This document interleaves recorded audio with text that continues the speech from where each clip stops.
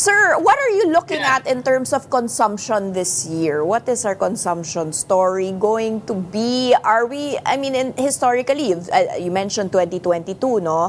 Were people still resilient and spending? Or talagang mabilis ba yung impact nito sa mga bulsa ng mga Pinoy and people will stop spending and there will be a softening of demand also? Ayun ang challenge, Danny, time and again, no? Kasi talagang the increase in prices would be much faster yung pagtaas ng presyo ng bilihin kaysa sa kita ng mga tao, no? Yung kita ng mga Correct. kahit ng mga negosyo. That's the challenge in the interim, no, so to speak. We've seen this, I mean, for the past 20, 30, or 40 years, everybody would adjust. Yan, unti-unti, wages, Yeah. prices, and everything. So, for the meantime, feeling the pinch, reduce disposable incomes until we see the adjustments in incomes, in salaries, in wages.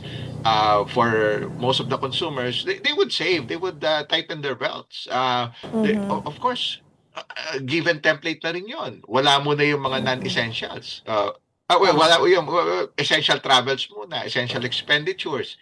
Kung pwede forgo, syempre, mahal lahat eh.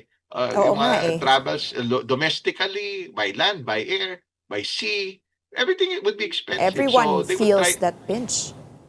and when Yeah. they shop also, when they buy even basic necessities, it would become more expensive. So, but of course, yung adjustments for on the income side would not be as immediate. We have to all wait for a while, di ba? Like this would be tackled by the regional wage boards for the wages and everything. So that's the bottom line. Consumer spending and even business spending, they may have to cut costs, they may have to tighten their belts, and reduce, bottom line, reduce spending. Of course, it's much more expensive to buy things now and lower disposable income.